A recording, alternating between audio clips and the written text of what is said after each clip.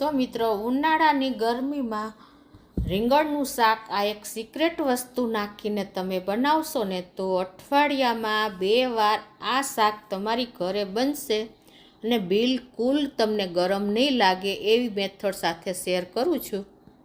અને બીજું, એકદમ ખાટી મીઠી તીખી જોતાં જ મોઢામાં પાણી આવી જાય એવી કાચી કેરીની ચટણી 10 જ મિનિટમાં બનતી, કોઈ પણ શાકની જરૂર ન પડે એવી આ ટેસ્ટી ચટણી બને છે મિત્રો. તો ચાલો હવે આપણે બનાવવાનું ચાલુ કરીએ. હેલો ફ્રેન્ડ્સ, સુપર મેજિક રસોઈમાં મિત્રો આપનું સ્વાગત કરું છું. આજે હું રીંગણાનું શાક એટલે કે રીંગણની સબ્જી લઈને આવી છું. જે તમને ગમે તો લાઈક કરજો, શેર કરજો અને સબસ્ક્રાઈબ કરવાનું તો ભૂલતા જ નહીં. બાજુમાં રહેલ બેલ આઇકનને પણ પ્રેસ કરી દેજો, જેથી કરીને લેટેસ્ટ વિડીયોની માહિતી તમને મળતી રહે. મિત્રો, આપણે ઉનાળો છે અને બધાય આપણે ખ્યાલ જ છે કે રીંગણનું શાક ગરમ લાગે, કેમ કે રીંગણની તાસીર ગરમ હોય છે, એટલે આપણે ઉનાળામાં નથી બનાવતા. અને રીંગણમાં એટલા બધા વિટામિન્સ જે જરૂરી હોય છે ને રીંગણમાં આપણા બોડી માટે, એ આપણને મળતા નથી. તો આજે તમે આખો ઉનાળો આવી ગરમીમાં પણ રીંગણનું શાક ખાઈ શકશો ને એ મેથડ હું તમારી સાથે શેર કરું છું કે રીંગણની ગરમી બિલકુલ નીકળી જશે અને તમે એકદમ દૂધી જેવું સાત્વિક શાક બની જશે અને તમારા શરીરને ઠંડક આપશે. કોઈ જાતની ગરમી જે રીંગણની ગરમી છે ને એ તમારા શરીરને ટચ નહીં કરે. તો એ એક સિક્રેટ રાખું છું. તો એના માટે શું કરવાનું છે તો આગળ હું તમને જણાવીશ. હવે એના ઇન્ગ્રેડિયન્ટ પણ તમને બતાવી દઉં. અત્યારે મેં આ 500 ગ્રામ રીંગણ લીધા છે. તમે કોઈ પણ રીંગણ લઈ શકો છો, જે ગ્રીન લીલા આવે છે એ પણ કોઈ પણ રીંગણ લઈ શકો છો. 2 ટમેટા લીધા છે અને 2 થી 3 આપણે મરચાં લેશું. રૂટીન મસાલા છે, તલ છે, મીઠું છે, તેલ છે. તો બનાવવાનું ચાલુ કરીએ. હવે આપણે આમાં ઇન્ગ્રેડિયન્ટ જ એવા એડ કરશું ને કે રીંગણાની તાસીર ગરમીની છે ને એ નીકળી જ જશે, એટલે કોઈ જાતનો તમને પ્રોબ્લેમ નહીં આવે. ઘણા લોકો શિયાળામાં પણ રીંગણ નથી ખાઈ શકતા, એ પણ ઉનાળામાં પણ ખાઈ શકશે. એટલી સોલિડની આ શાક બને છે મિત્રો. તો પહેલાં તો આપણે રીંગણને સમારી લેશું. તમે જે તમને કટિંગ કરવું ગમે એ રીતે તમારે સમારી લેવાના છે. હું અત્યારે ઊભી ચિપ્સમાં સમારું છું આ રીતે. રીંગણ એકદમ ગળી જાય છે, એટલે બહુ પતલા નહીં સમારવાના, પણ થોડા મોટા પીસમાં આપણે સમારશું.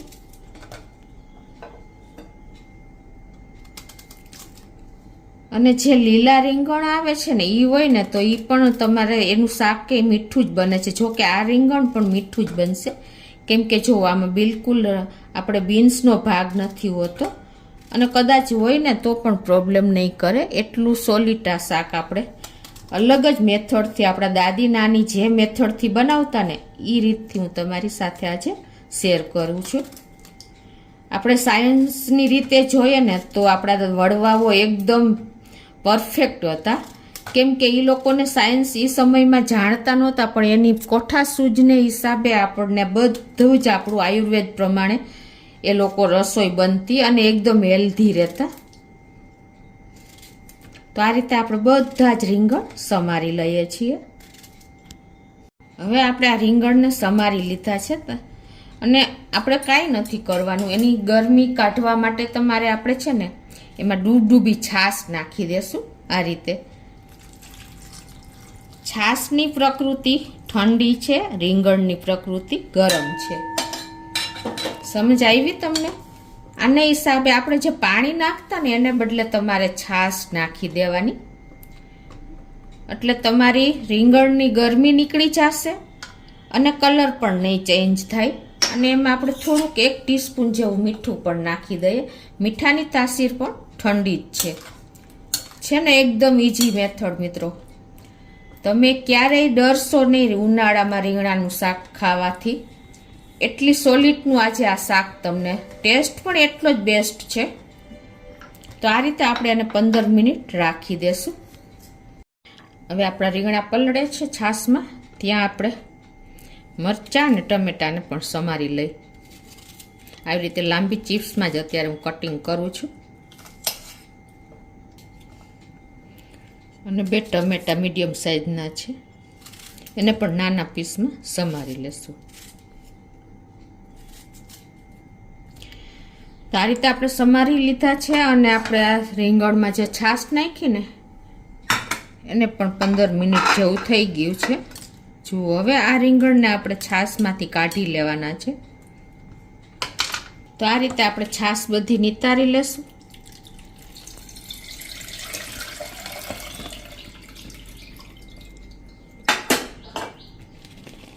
અને એને આપણે આ રીતે સાઈડમાં રાખી દઈશું.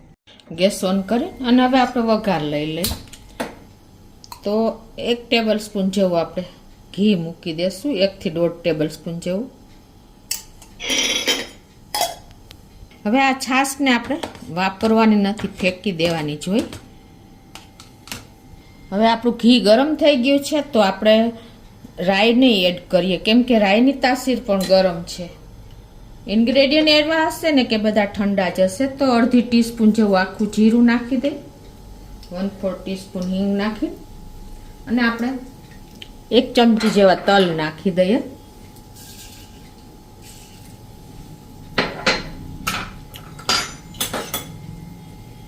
અને પ્રકલ થવા દઈ. અને જો વઘાર આપણો પ્રકલ થઈ ગયો છે, તો હવે રીંગણ નાખી દઈએ.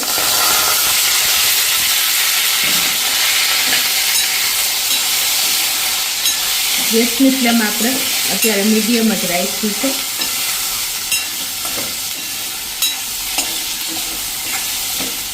આપણે છાશમાં મીઠું એડ કર્યું હતું, તો પણ આપણે એટલું મીઠું હજી રીંગણમાં ન ચડ્યું હોય, એટલે ટેસ્ટ એકોર્ડિંગ આપણે અડધી ટીસ્પૂન જેવું મીઠું નાખી દઈએ.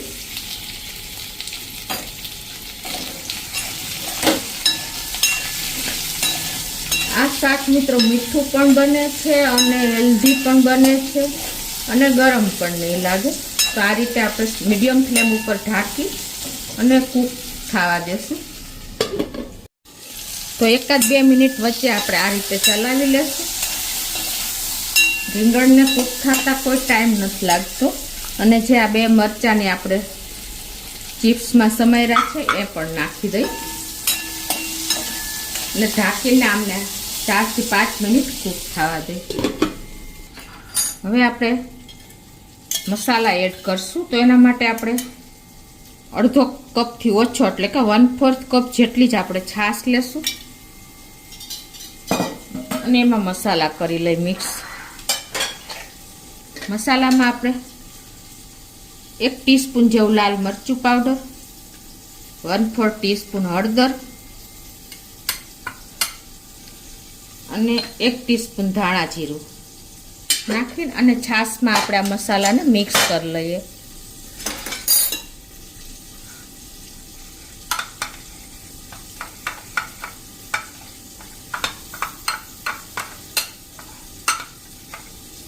ઉનાળામાં ક્યારેય તમે શાક ખાવામાં, રીંગણનું શાક ખાવામાં પ્રોબ્લેમ નહીં આવે.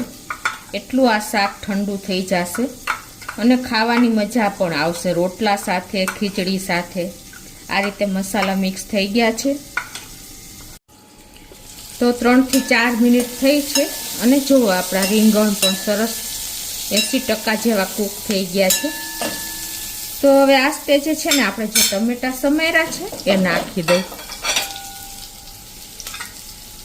2 મીડિયમ સાઇઝના ટમેટાને મિક્સ કરી દઈએ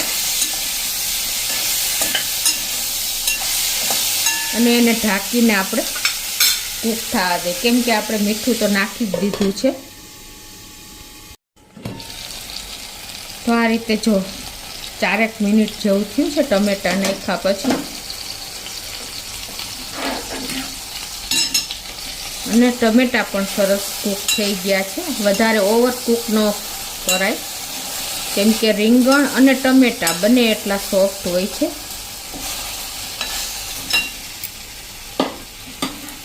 તો હવે આ આપણે જે મસાલો તૈયાર કર્યો છે છાશમાં એ નાખી દઈ.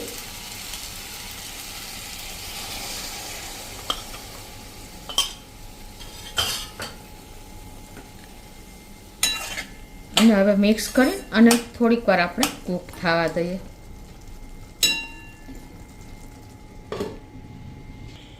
હવે આપણું શાક કૂક થાય છે ત્યાં આપણે આ ધાણા ભાજી જે પાણીમાં પલાળી છે ને એને સમારી લઈએ. આ રીતે તમે વોશ કરશો ને તો સરસ ધાણા ભાજી એકદમ, ધાણા ભાજીનો પણ ગુણ ઠંડો છે. તો આ રીતે ડંઠલ સહિત જ આપણે નાખશું. તો 2 થી 3 મિનિટ થઈ છે અને હજી થોડીક વાર છે. આ સ્ટેજે છે ને તમારે પાણી આપણે વધારે નથી નાખવાનું, પણ આ રીતે સ્પ્રિંકલ કરી દેશું એટલે આપણા ટમેટા અને રીંગણ એકદમ સરસ કૂક થઈ જાય. આમથી 1 થી 2 ટેબલ સ્પૂન જેવું જ.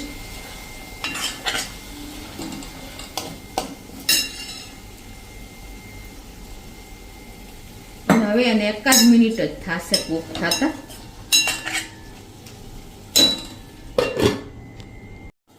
તો 1 થી 2 મિનિટ થઈ છે અને જુઓ આપણું શાક પણ એકદમ સરસ કૂક થઈ ગયું છે. ખ્યાલ આવી જ જાતો હશે. જુઓ આટલું સરસ ઘી જેવું શાક બન્યું છે મિત્રો. એકદમ તાસીરમાં ઠંડુ થઈ ગયું અને લુકમાં ને ટેસ્ટમાં એટલું જ સરસ બન્યું છે. અને ઘીમાં જ બનાવ્યું છે, આપણે રાઈનો ઉપયોગ નથી કર્યો, છાશ નાખીને બનાવ્યું છે. તો એકદમ ટેસ્ટી શાક રેડી છે. તો ઉપરથી આપણે થોડી ધાણા ભાજી નાખી દઈએ. તમે હવે ક્યારેય ઉનાળામાં રીંગણાનું શાક ખાતા ડરશો નહીં. એટલું હેલ્ધી અને ટેસ્ટી આપણું શાક રેડી થઈ ગયું છે. તો ગેસ બંધ કરી દઈએ અને શાકને સર્વ કરી લઈએ. મિત્રો ઉનાળામાં સિલેક્ટેડ જ શાક આવે છે અને આપણને એકદમ મીઠું શાક લાગે છે રીંગણાનું, પણ આપણે ખાતા ડરીએ છીએ. તો આ રીતે તમે એકદમ ઠંડા ઇન્ગ્રેડિયન્ટ નાખીને અને આ પ્રોસીજરથી શાક બનાવશો ને તો આંગળા ચાટતા રહી જશો. એટલું તો ટેસ્ટી બનશે જ, પ્લસ એનો તાસીર એટલે કે એનો જે ગુણ છે ને ગરમીનો એ નીકળી જશે. તો મિત્રો હવે તમે ઉનાળામાં રીંગણનું શાક બનાવતા ક્યારેય તમને પ્રોબ્લેમ નહીં આવે. એટલા ઇન્ગ્રેડિયન્ટ આપણે પ્રોસીજરથી ઠંડા ઇન્ગ્રેડિયન્ટ ઉમેરીને અને એની ગરમી કાઢી નાખી છે. તો આ રીતે તમે દર વખતે ઉનાળામાં શાક ખાતા થઈ જશો. એટલી ઠંડી તાસીરનું આપણું રીંગણનું શાક બન્યું છે. મિત્રો આપણે બીજી રેસીપી એટલે કે કેરીની ચટણી બનાવીએ છીએ. તો કેરીની ચટણી મિત્રો આપણે ઉનાળામાં અત્યારે કાચી કેરી ફૂલ આવે છે. તો આ ચટણી તમે બનાવી લીધી ને તો આખું વર્ષ તમે સ્ટોર કરીને એન્જોય કરી શકશો. એટલી ખાટી, મીઠી, તીખી અને ટેસ્ટમાં બેસ્ટ એવી આ ચટણી બને છે. તો અત્યારે મેં આ 500 ગ્રામ ઇન્ગ્રેડિયન્ટમાં કેરી લીધી છે અને હવે એની આગળ ગોળ લીધો છે. આપણે મીઠું લેશું, તેલ લેશું, જીરું લેશું અને હિંગ લેશું અને થોડીક એડ કરવા માટે ખાંડ પણ લેશું. તો બનાવવાનું ચાલુ કરીએ. તો અત્યારે મિત્રો આપણે કાચી કેરી જ્યારે આને 2 થી 3 પાણીએ ધોઈ નાખવાની, કેમ કે ઝાડવેથી તોડે છે ને ત્યારે એમાં દૂધ જેવો ભાગ જ્યારે નીકળે એ ચોટી ગયો હોય છે. એટલે એકદમ ક્લીન કરી નાખવાની અને પછી જ આગળ એની પ્રોસીજર કરવાની. અને તમે ચટણી બનાવવા માટે આ અત્યારે મેં કેસર કેરી લીધી છે. તમે એ પણ ખાટી નથી હોતી, તમે તોતા કેરી પણ લઈ શકો છો, પણ અત્યારે મારી પાસે આ અવેલેબલ છે તો એની હું અત્યારે છાલ ઉતારું છું. તો આ રીતે આપણે છાલ ઉતારી લીધી છે અને હવે આના આપણે કટકા કરી લેશું. આપણે આને ક્રશ જ કરવાના છે, એટલે મોટા કટકા કરશું ને તો પણ ચાલશે. વચ્ચેથી જે ગોટલીનો ભાગ હોય એ કાઢી લેશું. અનઇવનલી આપણે આ રીતે કટકા કરી લઈએ. તો આ રીતે જો આપણે કેરીને સમારી લીધી છે. હવે એને આપણે તમે મિક્સર જારમાં પણ કરી શકો છો, પણ આ રીતે ક્રશ કરીને પણ તમે સરસ તૈયાર થઈ જાય છે. તો આપણે અત્યારે આ રીતે બ્લેન્ડરમાં જ પીસી લઈએ.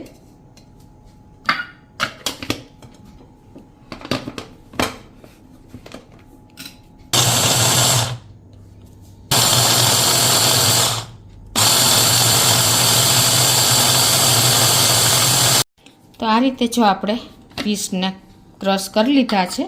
હવે આનું આપણે વજન કરી લઈએ, એટલે એ પ્રમાણે આપણે ગોળ લેવાનો થાય.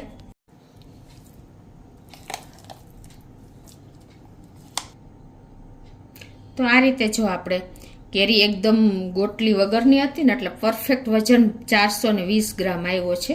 એટલે આપણે આમાં અંદાજે 300 ગ્રામ જેવો ગોળ એડ કરશું.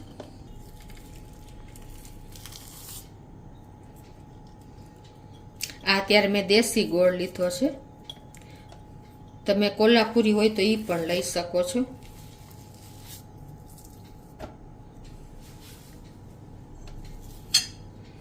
તો આપણે અત્યારે 300 ગ્રામ ગોળ પૂરો થયો છે. તો હવે આપણે એક પેન લઈને ગેસ ઓન કરી અને એમાં આપણે 2 ટેબલ સ્પૂન જેવું તેલ મૂકી દેશું. આપણું તેલ પણ ગરમ થઈ ગયું છે. આપણે તેલ તમે 2 થી 3 ટેબલ સ્પૂન પણ લઈ શકો છો, કેમ કે આપણે આખું વર્ષ આ ચટણીને સ્ટોર કરવાની છે. એટલે તેલ થોડુંક આપણે ચડિયાતું નાખશું. 1 ટીસ્પૂન જેવું જીરું નાખ્યું છે અને 1/4 ટીસ્પૂન આપણે હિંગ નાખી દેશું.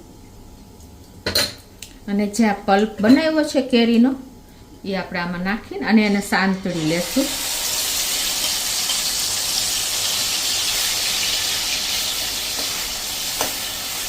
આ રીતે આપણે મીડિયમ ફ્લેમ ઉપર કન્ટિન્યુ ચલાવતા જ રહેશું, એની કચાશ દૂર થાય ને ત્યાં સુધી. હવે આમાં આપણે 1 ચમચીથી પોણી ચમચી જેવું મીઠું નાખી દેશું. એટલે આ રીતે આપણે અને આ કન્ટિન્યુ આપણે ચલાવતા રહેશું. મિત્રો, સિઝન વાઇઝ બધું જ આપણને કુદરતે આપેલું છે. આપણે ઉનાળામાં ગોળ અને કેરીનો ઉપયોગ કરીએ છીએ એટલે એકદમ આપણને લૂ નથી લાગતી અને કેરી પણ એટલી જ તાસીરમાં ઠંડી હોય છે. અને આપણે શિયાળામાં લાલ મરચાં વધારે આવે છે તો એનો ઉપયોગ કરીએ છીએ, તો એ રીતે આપણને શરીરમાં ગરમાવો રહે છે. તો આ રીતે સિઝન વાઇઝ તમે જો કોઈ પણ ઇન્ગ્રેડિયન્ટ વાપરશો ને તો તમારી હેલ્થ એકદમ સરસ રહેશે. ક્યારેય દવાખાને નહીં જવું પડે, કોઈ શરીરમાં રોગ પણ નહીં આવે. તો આ રીતે જો 2 મિનિટ થઈ છે અને કલર સેજ તમને ચેન્જીસ લાગતો હશે, એટલે કે પીળાશ ઉપર આવી ગયો છે. આ રીતે આપણે ચલાવતા જ રહેશું. તો આ રીતે જો આપણે 2 થી 3 મિનિટ થઈ છે અને કેરીનું પાણી, મીઠાનું પાણી બધું જ બળી ગયું છે અને એમ છતાં તમને ખ્યાલ ન આવે ને તો તમારે સેજ ટેસ્ટ કરી લેવાનો. એટલે કચાશ જેવું લાગે તો 1 મિનિટ વધારે રાખવાની. પણ અત્યારે પરફેક્ટ આપણી જો આ કૂક થઈ ગયું છે કેરીનો પલ્પ. તો હવે આ સ્ટેજે આપણે ગેસની ફ્લેમ સ્લો કરી નાખશું અને જે આ 300 ગ્રામ ગોળ લીધો છે એને એડ કરી દઈએ. તમે ગોળ આપણે વાપરશો ને તો ચટણી હેલ્થમાં બેસ્ટ બનશે અને ગોળની તાસીર પણ કેરી સાથે મિક્સ થાય છે ને એટલે ઠંડી થઈ જાય છે અને લૂ પણ નહીં લાગે. જો તમે ગોળનો ઉપયોગ કરશો ને તો આ ચટણી તમને ઉનાળામાં કાંઈ શાકનો ઓપ્શન ન હોય ને તો તમારે આ ચટણી હશે ને તો પણ રોટલી ઉપડી જશે. એટલી સરસ ટેસ્ટી બને છે. હવે આને આપણે થોડીક વાર ગોળને ચલાવી લઈએ, આ રીતે મિક્સ કરી લઈએ. ગેસની ફ્લેમ સ્લો હશે એટલે કોઈ વાંધો નહીં આવે. ગોળ અત્યારે દેશી છે, જો તો કોલ્હાપુરી હોય તો તમારે એ પ્રમાણે લેવાનો. આ રીતે આપણે ધીમે ધીમે ગોળ મેલ્ટ થતો જાય છે. અને તમારે જો ખાંડ વાપરવી હોય તો ખાંડને બદલે તમે સાકર વાપરશો ને તો હેલ્થ માટે બેસ્ટ જ છે. આ રીતે હવે આપણે ગોળ પણ મેલ્ટ થઈ ગયો છે અને કન્ટિન્યુ આપણે હવે મીડિયમ ફ્લેમ કરી અને આ રીતે ચલાવતા રહેશું. કેવી એની કન્સિસ્ટન્સી રાખવી ને એ હું તમને આગળ બતાવું. તો હવે આપણે અડધી ચમચી જેવી, અડધીથી ઓછી એવી હળદર નાખી દેશું એટલે એનો કલર સરસ આવે. અને આ રીતે હવે આપણે ચલાવતા ચલાવતા બેટર આ એકદમ થોડુંક થીક થાય ને ત્યાં સુધી આપણે ચલાવશું. તો જો આપણી એકદમ કન્સિસ્ટન્સી થીક થઈ ગઈ છે. આ રીતે તમે વાસણમાં લઈ અને થોડુંક ઠંડુ કરો પછી ચેક કરી લેવાનું. એ આમ રીતે એક તાર થાય ને તો આપણી ચાસણી રેડી છે. થોડીક વાર છે.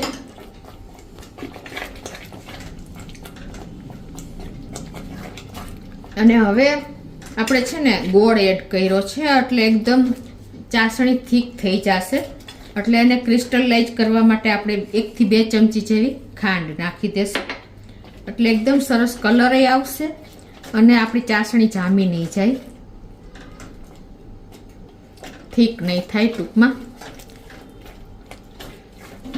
તો આ રીતે આપણે ચલાવતા રહે એકાદ મિનિટ. તો જો આપણે થીક એકદમ થઈ ગયું છે બેટર. આવી કન્સિસ્ટન્સી આવી જોઈએ અને તમારે ચેક કરવું હોય તો આ રીતે કોઈ વાસણમાં નાખી અને એને ઠંડુ થાય ને પછી તમારે જોઈ લેવાનું. અને આવી રીતે જો કોક કેરીના પીસ દેખાય છે એકદમ સરસ લાગશે તમે ખાશો ને ત્યારે. તમે આ ખાલી ચટણી તમે દાળ ભાત સાથે પણ એટલી જ સરસ લાગે છે. તો આ રીતે જો આપણે ચેક કરીને તો એક તાર થાય છે. આવી કન્સિસ્ટન્સી આપણે પરફેક્ટ છે ચટણી માટે. હવે હું ગેસ બંધ કરી દઉં છું અને આપણે આ ચટણી થોડીક ઠંડી થવા દઈ પછી આગળ આપણે ઇન્ગ્રેડિયન્ટ ઉમેરી. ઇન્ગ્રેડિયન્ટ એટલે કે આપણે લાલ મરચું પાવડર નાખવાનું છે. જો ગરમમાં નાખશું ને તો એનો કલર આખો દાજી જશે ગરમમાં, એટલે થોડુંક લાઇટ એવું ઠંડુ થાય ને પછી જ આપણે એડ કરશું. તો આ રીતે આપણે લાઇટ એવી ઠંડી થઈ ગઈ છે ચટણી. તો એમાં આપણે 2 ચમચી જેવું કાશ્મીરી લાલ મરચું નાખી દેશું. તમે તમારા ટેસ્ટ એકોર્ડિંગ વધઘટ કરી શકો છો, ગોળમાં, ખાંડમાં, લાલ મરચું પાવડરમાં. અને મિક્સ કરી લઈએ.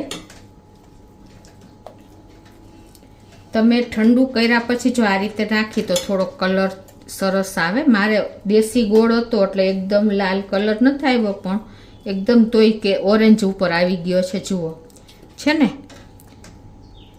આ જોતા જ મોઢામાં પાણી આવી જાય ને એવી આપણી ચટણી તૈયાર થઈ ગઈ છે. આને તમે કાચની બરણીમાં ભરીને અને ફ્રીજમાં આખું વર્ષ સ્ટોર કરી શકો છો. તો આપણી ચટણી રેડી થઈ ગઈ છે. સર્વ કરી લઈએ.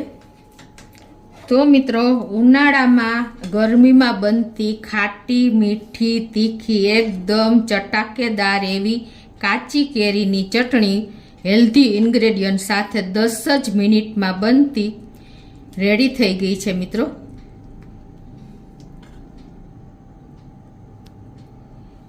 તો મિત્રો, આપણે ઉનાળાની બંને રેસીપી બની છે કે ઉનાળાનું શાક એટલે કે રીંગણનું શાક આપણે એકદમ હેલ્ધી રીતે બનાવ્યું છે. સિક્રેટ વસ્તુ એટલે કે છાશ નાખીને એ પણ એટલું જ ટેસ્ટી બન્યું છે. અને કાચી કેરી આપણે ઉનાળામાં જ મળે છે તો એની પણ આપણે ચટણી બનાવી છે ખાટી મીઠી તીખી અને એકદમ ટેસ્ટી. 10 જ મિનિટમાં બનતી આપણી ચટણી પણ રેડી છે. તો બંને રેસીપી આપણે ઉનાળાની સ્પેશિયલ જ બનાવી છે. ગમે તો લાઈક કરજો, શેર કરજો અને સબસ્ક્રાઈબ કરવાનું તો ભૂલતા જ નહીં.